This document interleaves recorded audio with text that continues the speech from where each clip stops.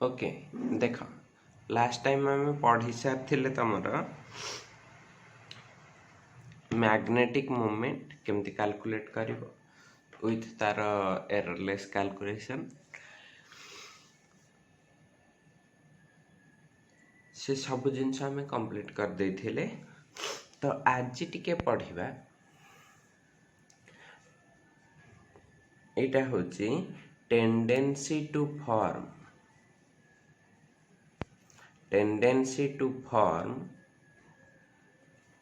complexes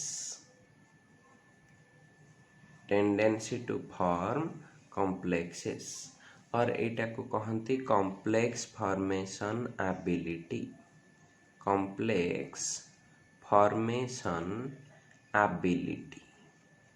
तो एथिरे कौन अच्छी ना से कहला ट्रांजिशन मेटल गुड़ाक कॉम्प्लेक्स फॉर्मेशन करती कौन पाई कॉम्प्लेक्स फॉर्मेशन करती है जने जदि कहबो मो पाखरे सोडियम अच्छी आ जने कहूँ मो पाखरे आयरन अच्छी तो से केस रे आमे कहीं कहि पारुचे जे आयरन टा कोऑर्डिनेशन कॉम्प्लेक्स दउची बट सोडियम दे पारना है। तो यहीटार रिजन टा कौन जे कहीं ट्रांजिशन मेटल माने ही कॉम्प्लेक्स फॉर्मेशन इजिली करूचंती। तो तार रिजन टा होची एमती कहि परिबा transition metals have tendency to form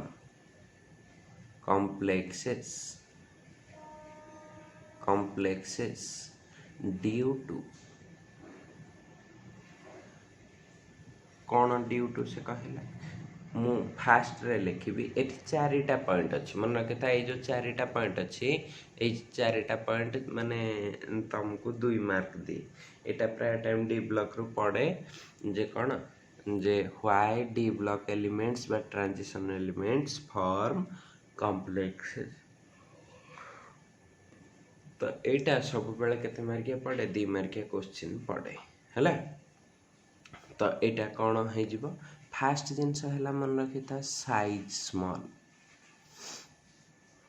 बा स्मॉलर साइज लिखिले भी आहरी बेटर से कौन कहला जे एस ब्लॉक पर माने अछंती के अछंती मुटे खाली एठी बुझिया पे एठी किछि लिखिबनी हां एटा खाली बुझिया पे एस ब्लॉक पर अछि के डी ब्लॉक आमे जानि छी लेफ्ट टू राइट को आसिले साइज टा कोन होची डिक्रीज होची तेणु करी एमानकर साइज बड़ यांक साइज कौन छोट। तो जार साइज छोट ठीक अच्छे जार साइज छोट तार कौन अधिक थिबो न्यूक्लियर चार्ज बा इफेक्टिव न्यूक्लियर चार्ज है। तो सेकेंड पॉइंट आमर कौन आसीबो ना हाई न्यूक्लियर चार्ज। अच्छा यही दुईटा पॉइंट रो लाभ कौन है ठीक अच्छे ये दुईटा पॉइंट रो लाभ कौन है बुझ एस ब्लॉक एलिमेंट गोटे नेली एटा तो यार साइज बड़ जोगु जितेबाला कॉम्प्लेक्स केतबले फॉर्मेशन हुए तुम से फास्ट की जानी दरकार ना गोटे मेटाल अच्छी गोटे लिगैंड अच्छी लिगैंड किए ता ऊपर एक्स्ट्रा इलेक्ट्रॉन थी है सीए मेटाल को इलेक्ट्रॉन दीटा दब कोऑर्डिनेट बॉन्ड करने आ मेटालटा से कोऑर्डिनेट बॉन्ड करने ताठू इलेक्ट्रॉन दीटा एक्सेप्ट कर एटा न हेले कॉम्प्लेक्स हबनी एटा न हेले कॉम्प्लेक्स हो पारिबो नहीं। जदि मु कहली एटा न हेले कॉम्प्लेक्स हो पारिबो नहीं ताहले इथरे गोटे जिनस तुम ठीक रे मार्क करुच जे मेटालटा दीटा इलेक्ट्रॉन एक्सेप्ट करुची मेटालटा दीटा इलेक्ट्रॉन एक्सेप्ट करुची ए एक्सेप्ट करिबा पाई आमे जानिचे तमे मने पकाएबे FClBrI। तो ए भीतर इलेक्ट्रॉन एफिनिटी କାହାର ଅଧିକ ହୁଏ ସବୁ ଏଫଟା ତ ଏକ୍ସେପସନ୍ କେସ୍ ସେଇଟାକୁ ଛାଡ଼ି ଦିଅ। এইগুଡ଼ାକ ଭିତରେ BRI କିମ୍ବା CLI এই ଭିତରେ ଯଦି ଦେଖିବ ଇଲେକ୍ଟ୍ରନ୍ ଆଫିନିଟି ବା ଇଲେକ୍ଟ୍ରନ୍ ଗେନ୍ ଏନ୍ଥାଲପି କାହାର ଅଧିକ ଆସେ ନା କ୍ଲୋରିନ୍ର। କାହିଁକି ନା ତା ସାଇଜ୍ଟା ଛୋଟ ଛୋଟ ସାଇଜ୍ ବୋଲି ସପୋଜ ଏଇଟା ଛୋଟିଆ ସାଇଜ୍ ହେଲା ଛୋଟ ସାଇଜ୍ ବୋଲି ଏଇଠି ଯେଉଁ ନ୍ୟୁକ୍ଲିୟସଟା ଥିବ ଏଠି ତା ଆଟ୍ରାକ୍ସନଟା ଅଧିକ ଥିବ। ଅଧିକ ରହିଲେ ଯେତେବେଳେ ଇଲେକ୍ଟ୍ରନ୍ ଦୁଇଟା ଆସିକି ଏଇଠି ଆଡ଼୍ ହେବେ ସେ ତା ଆରାମସେ ତାଙ୍କୁ ଧରିପାରିବ। କିନ୍ତୁ ଯାହାର ବଡ଼ ସାଇଜ୍ ହେଇଥିବ ତାର ନ୍ୟୁକ୍ଲିୟସରୁ ଏଇଟା ଡିଷ୍ଟାନ୍ସ ଅଧିକ ହେଇଯାଉଛି ତେଣୁକରି ଏତେ ଦୂରକୁ ତା ନ୍ୟୁକ୍ଲିୟର ଚାର୍ଜଟା କମ୍ ଥିବ ତ ଇଲେକ୍ଟ୍ରନ୍ ଦୁଇଟା ଇଜିଲି ଆଡ଼୍ ହେଇପାରନ୍ତି ନାହିଁ। ଏଇଟା ହେଉଛି ତା ରିଜିନ୍ଟା। ତ ସେ କହିଲା ସ୍ମଲର ସାଇଜ୍ ହେଲେ ଇଲେକ୍ଟ୍ରନ୍ ଦୁଇଟା ଇଜିଲି ଆଡ଼୍ ହେବା ପସିବୁଲ୍ ହେଲା କିନ୍ତୁ ଲାର୍ଜ ସାଇଜ୍ ହେଲେ ଇଜିଲି ଆଡ଼୍ ହେବା ପସିବୁଲ୍ ନୁହଁ। ଏଇଠି ସେଇଆ ଲେଖିନି କି ଆମର ମେଟାଲଟା ଇଲେକ୍ଟ୍ରନ୍ ପାଇବ ତେଣୁକରି ସାଇଜ୍ଟା ଛୋଟ ହେଲେ ଭଲ। ତେଣୁକରି ଦେଖ ଯେତେବେଳେ ଆମେ ସୋଡ଼ିୟମ୍ ନେଉଥିଲେ S ବ୍ଲକ୍ରୁ Fe ନେଉଥିଲେ D ବ୍ଲକ୍ରୁ ଆମେ ଜାଣିଛେ ୟାର ସାଇଜ୍ଟା କମ୍ ଆସୁଛି ବା ଏଠି ପୋଟାସିୟମ୍ ନିଅ ସେମ୍ ପିରିୟଡ଼ରେ ଦେଖ ପୋଟାସିୟମ୍ ଯେଉଁ ପିରିୟଡ଼ ଥାର୍ଡ଼ ପିରିୟଡ଼ରେ Fe ବି ସେଇଠି ଅଛି। ତ ଏଇ କେସ୍ରେ ଆମେ କହିପାରିବା ଏଠି ପୋଟାସିୟମ୍ର ସାଇଜ୍ ଠୁ Feର ସାଇଜ୍ଟା ସ୍ମଲ୍ ତେଣୁକରି ଇଏ ଇଲେକ୍ଟ୍ରନ୍ ଗେନ୍ କାପାସିଟି ୟାର ଇଜିଲି ତେଣୁକରି ଇଏ କମ୍ପ୍ଲେକ୍ସ ଫର୍ମେସନ୍ କରେ। ତ ସାଇଜ୍ ସହିତ କେମିତି କମ୍ପ୍ଲେକ୍ସ ଫର୍ମେସନ୍ ରିଲେଟେଡ୍ ଜାଣିପାରିଲେ ହେଲା। ସେମିତି ହାଇ ନ୍ୟୁକ୍ଲିୟର ଚାର୍ଜ ଏବେ ଜଷ୍ଟ କହୁଥିଲି ସାଇଜ୍ ଛୋଟ ହେଲେ ଏଠି ନ୍ୟୁକ୍ଲିୟର ଚାର୍ଜଟା ଅଳ୍ପ ଡିଷ୍ଟାନ୍ସ ଯୋଗୁଁ ଅଧିକ। এইଠି ইফেক্টিভ ନ୍ୟୁକ୍ଲିୟର ଚାର୍ଜଟା କ'ଣ ହେଇଥିବ ଇଫେକ୍ଟିଭ ନ୍ୟୁକ୍ଲିୟର ଚାର୍ଜଟା ଏଇଥିରେ ଲେସ୍ ହେଇଥିବ ଏଇଥିରେ କ'ଣ ହେଇଥିବ ହାଇ। ଯେଉଁଠି ଇଫେକ୍ଟିଭ ନ୍ୟୁକ୍ଲିୟର ଚାର୍ଜ ହାଇ ସେଠି ମେଟାଲଟା ଇଜିଲି ଇଲେକ୍ଟ୍ରନକୁ ଟାଣିକି ନେଇଯିବ ହେଲା। ଏଠି ଛୋଟିଆ ମେଟାଲଟେ ଅଛି ତେଣୁକରି ସେ ଇଜିଲି ଟାଣିବ। ଯଦି ଗୋଟେ ବଡ଼ ମେଟାଲ ନେଇଥିବ ଡିଷ୍ଟାନ୍ସ ଯୋଗୁଁ ସେ ଟାଣିପାରିବନି ଇଫେକ୍ଟିଭ ନ୍ୟୁକ୍ଲିୟର ଚାର୍ଜ ତାର କ'ଣ ହେଇଯାଏ କମ୍ ତେଣୁକରି ସେ ଟାଣିବା କଷ୍ଟ ହଁ ନା ନାଇଁ। ବୁଝିହେଲା ଏ ଦୁଇଟା ପଏଣ୍ଟ ବୁଝିହେଲା। ଆଚ୍ଛା ଥାର୍ଡ଼ ପଏଣ୍ଟଟାକୁ ମୁଁ ଦୁଇ ପ୍ରକାରରେ ଲେଖିପାରିବି ଠିକ୍ ଅଛି। ଦେଖ ଦୁଇ ପ୍ରକାରରେ କେମିତି ଲେଖିଲେ ନା ଏମିତି ଲେଖା ହୁଏ ଏଇଟା ସବୁଠୁ ତାର ବହୁତ ଇମ୍ପୋର୍ଟାଣ୍ଟ ପଏଣ୍ଟ ହେଲା। ଏମିତି ଲେଖା ହେଇଥାଏ number of vacant orbitals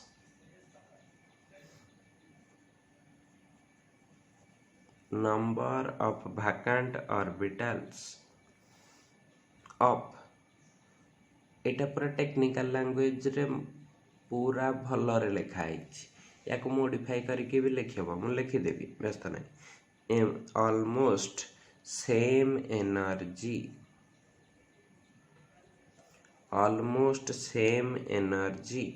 to accommodate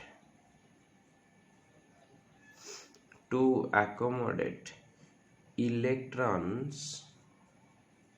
from ligand और एटा सिंपल लैंग्वेज रे जोटा को बार बार तुम बहुत सारा क्वेश्चन रे यूज करिवो सेटा हैला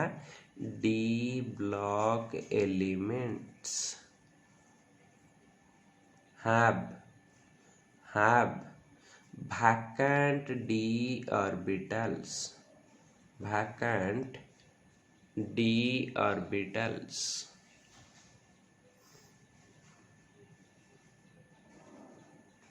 to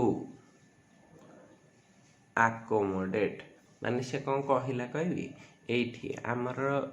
डी ब्लॉक रे बहुत सारा डी एमती डी इलेक्ट्रॉन रखुच सपोज D2 कॉन्फ़िगरेशन D2 तो एतिक रे सरीगला आहुरी तार 3टा डी ऑर्बिटल खाली अच्छे ना नहीं तो जेतले तुम लिगैंड दब लिगैंड रु 2टा इलेक्ट्रॉन आसिकी एगुडा करे आराम से रह जाई परिबे ना नहीं कोऑर्डिनेट बंद करके हला। तो एगुडाक थिबा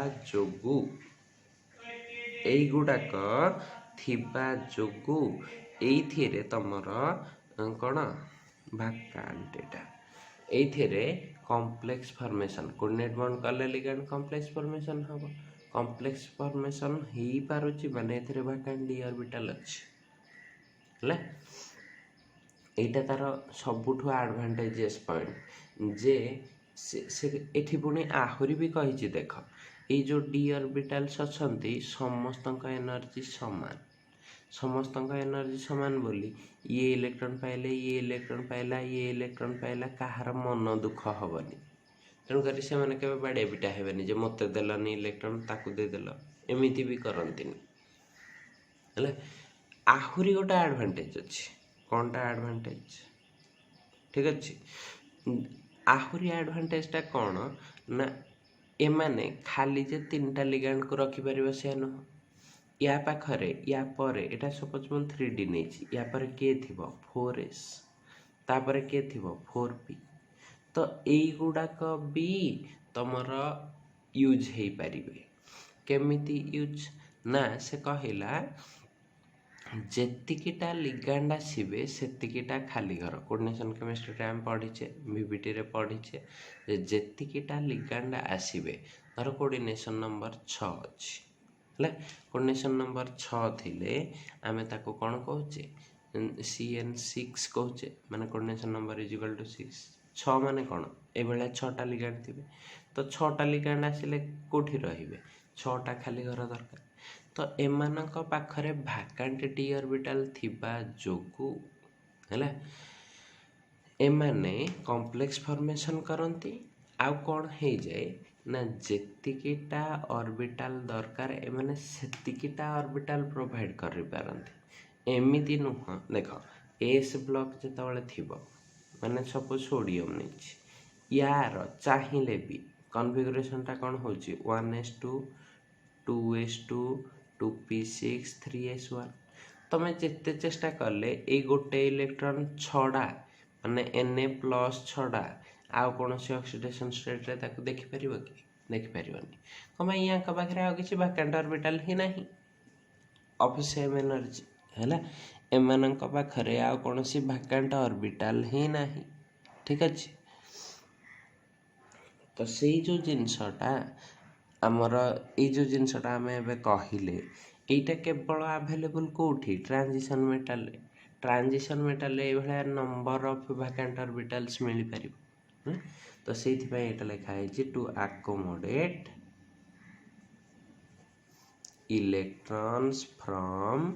लिगैंड बुझीगला तो यार जीस्टा कौन transition metals have vacant d orbitals ये लाइनटा तुमको बहुत सारा क्वेश्चन रे यूज करने को पड़ो ठीक अच्छे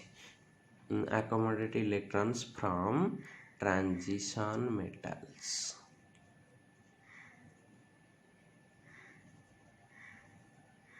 ट्रांजिशन मेटल्स कौन लिखिदेली लिगैंड्स पा थर्ड पॉइंट शेष है हाँ अच्छा फोर्थ पॉइंट कौन कहला फोर्थ पॉइंट टे एडवांस जिनस कहला जो माने पढ़ी सारीच कौन कोऑर्डिनेशन केमिस्ट्री बा बॉन्डिंग पढ़ीच फर्स्ट ईयर रे से माने ही फोर्थ पॉइंट टे इजीली बुझीज फिर भी बाकी माने 2 लाइन सुनले बुझीज किसी जो मैंने पढ़ीच से माने गोटे लाइन बुझ जो मैंने न पढ़ीच से माने 2 लाइन बुझ से कौन कहला in transition metals they have ability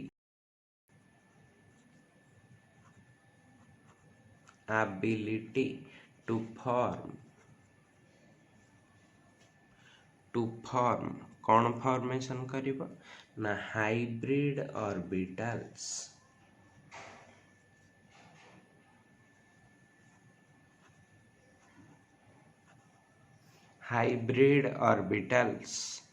by mixing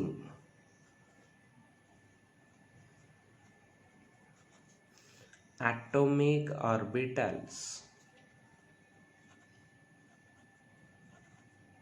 of almost equal energy तो यहाँ टे बुझापी गोटे कम्प्लेक्स एग्जांपल नहीं जाऊँगी सो दैट तुम बुझीपर सी कौन कहला ये चारिटा थिले पॉइंट है ये चारिटा पॉइंट रु एटार ये फोर्थ पॉइंटार इजी वेटा भी लिखिदे जी एत बड़ सेंटेंस न लिखिपर से यटा को लिख है तो एमती लिखिपर atomic orbitals intermix easily to form hybrid orbitals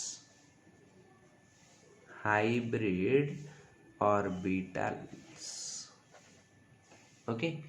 से इजिली मिसुचंती कौन दबा पाई ना हाइब्रिड ऑर्बिटल देबा पाई ओके तो देख बेटर हो यहाँ लिख जे यहाँ न लिखि पारुच यहाँ को लिख किसी असुविधा नहीं। अच्छा मोर कहवा कथा है सपोज मु गोटे कॉम्प्लेक्स नहीं CrCl6 ताले एठी क्रोमियम रो ऑक्सीडेशन स्टेटा केते ना ताकू नहीं गली x क्लोरीन रो केते -6 क्लोरीन रो -1 लेखा गोटा कहले केते हे जो 6 * -1 तो -6 इज इक्वल टू केते अछि -3 तो एठू x टा केते बाहर जीवो +3 ता माने ए कॉम्प्लेक्स रे क्रोमियम टा को स्टेट रे अछि +3। अच्छा क्रोमियम रो एटॉमिक नंबर केते 24 कॉन्फ़िगरेशन कौन थाए 3d5 4s1 है तो ये से कौन कहला ना ये जीव कौटी कि क्रोमियम 3+ क्रोमियम 3+ रे केतेटा इलेक्ट्रॉन रहिबो 3d3 ओके जदि एटा रहिला वर्तमान ये पाठ कौन कहला ना एथिरे आमर लिगैंड केतेटा अछि 6टा तो ये केमिति 6टा ऑर्बिटल प्रोवाइड करे सेटा टिके देखिबा सेटा ही पाठ कहला है पर्यंत कौन इलेक्ट्रॉन ए जो केमिति ऑर्बिटल प्रोवाइड करे देख से कहला जे म जतले क्रोमियम 3+ लिखिली क्रोमियम 3+ एठी मु कौन लिखिली एमिति आग 3d रे 5टा ऑर्बिटल ड्रा कर देली ठीक अछि एटा 3d एठी केतेटा रखिबे 1 2 3 सॉरी किंतु मो पाखर लिगैंड केते अछि एथिरे मु जतले देली 6टा Cl- 6टा Cl- आसीबे तो से माने रहिबा पे एठी केतेटा घर खाली अछि 2टा किंतु ए माने रहिबा पे मते केतेटा घर दरकार जतिटा आस्थिबे लिगैंड 6टा दरकार 6टा ऑर्बिटल अछि 2टा ऑर्बिटल तब बिना हाइब्रिडाइजेशन एटार प्रॉब्लम सॉल्व हबो नहीं तो ये कौन करे ना 3d परे किए अछि 4s हला एठी आउ किए अछि 4p हला तो ए 3d 4s आउ 4p यांकर एनर्जीटा पाखापाखी यांकर एनर्जीटा कौन कहली पाखापाखी सेथि पई एमानंकर ऑर्बिटल्स इंटरमिक्स होती ए देख 6टा घर 1 2 3 4 5 6 6टा ऑर्बिटल इंटरमिक्स हेले तो से कौन दब हाइब्रिडाइजेशन टा ठीक किए हम ना 2टा d अच्छी तेणुक d2 गोटे s अच्छी तेणुक s 3टा p ऑर्बिटल अच्छी तेणुक p3 तो यार हाइब्रिडाइजेशन कौन हो जाए d2sp3 बुझेला हाँ अच्छा जदि एटा d2sp3 हैला एमाने इजिली एते हाइब्रिडाइजेशन हे पारुचंती जदि हाइब्रिडाइजेशन हे गले एमाने हाइब्रिड ऑर्बिटल हे गले यांकर एनर्जी एबे जो पाखा पाखी समान थिला एबे कोन हे जिवो हाइब्रिडाइजेशन पर माने हाइब्रिड ऑर्बिटल हे जिबे आ यांकर एनर्जी कोन हे जिवो पाखा पाखी समान न हे पूरा समान हे जिवो जेतले पूरा समान हे जिवो एठी गोटे Cl माइनस कोऑर्डिनेट बॉन्ड करिवो दीटा इलेक्ट्रॉन देकी एठी गोटे Cl माइनस कोऑर्डिनेट बॉन्ड करिवो दीटा इलेक्ट्रॉन देकी एठी गोटे Cl माइनस कोऑर्डिनेट बॉन्ड करिवो दीटा इलेक्ट्रॉन देकी प्रत्येक जगार गोटे गोटे Cl माइनस रही जाई परिले आकोमोडेट हेई परिले तेणुकर ये कॉम्प्लेक्स फॉर्मेशन करदेला Cl माइनस सहित तो यहाँ पॉसिबल हुए देख एस ब्लॉक रे एमती एत बड़ बड़ हाइब्रिडाइजेशन से करते से ओनली कहीं हाइब्रिडाइजेशन देखाती ना से हाइब्रिडाइजेशन न देखी आयोनिक बॉन्ड करती इलेक्ट्रॉन टाको लॉस करके Na+ गोटे इलेक्ट्रॉन लॉस कर दौची Na+ हो जाऊँगी बास ता काम सरला से आयोनिक बॉन्ड करदे जहाँ को देथिबो ता सहित आयोनिक बॉन्ड कर दौची किंतु एठी सब इलेक्ट्रॉन लॉस हो पार नहीं तेणुक भाकांट डी ऑर्बिटल अच्छी आउ भी अलग ऑर्बिटल अच्छी जो माने कि ऑलमोस्ट इक्वल एनर्जी से माने मिसी पारुचंती तेणुक तुम कौन हो कोऑर्डिनेट बॉन्ड गुड़ाक करुचंती बा कॉम्प्लेक्स फॉर्मेशन करि पारुचंती बुझिला ये चारटा पॉइंट बुझीगला फिफ्थ पॉइंट रे जदि एक्स्ट्रा रे ऐड करिवो एटा करि पार जे ट्रांजिशन मेटल्स हैव कौन हाई आयोनाइजेशन एनर्जी कहा अपेक्षा दान एस ब्लॉक मेटल्स है एस ब्लॉक रे साइज टा बड़ तेणुक से इलेक्ट्रॉन इजिली लॉस करें तो तांकर आयोनाइजेशन एनर्जी टा कौन है लेस ये किंतु कौन हो आमर साइज टा छोट तेणुक एमानकर आयोनाइजेशन एनर्जी टा कौन है अधिक जो आयोनाइजेशन एनर्जी अधिक से माने चाहिए भी इलेक्ट्रॉन गुड़ाक सब लूज कर सीआर जमी तीन टा लूज कला रही जाऊँगी जन कही चार्टा जीवन कम यहाँ आयोनाइजेशन एनर्जी टा हाई हो जाए स्टेबिलिटी रे पढ़े chromium 3+ is stable due to half filled T2G यही चैप्टर स्टेबिलिटी पढ़े ऑक्सीडेशन स्टेट है तो ताको टिके मन पकेब बुझीगला तो यही सब जिनिस जोगु आमे कौन कहि परिबा ना से माने ए भले हाइब्रिडाइजेशन करि पारंती इजिली तापरे से माने कौन करंती कॉम्प्लेक्स फॉर्मेशन करंती एटा थिला कॉम्प्लेक्स फॉर्मेशन एबिलिटी रो पाठ ठीक अछि कि एटा न बुझी पारला हाँ अच्छा एबे चलो जिबा आमे टिके कैटालिटिक प्रॉपर्टीज आड़ ठीक अछि।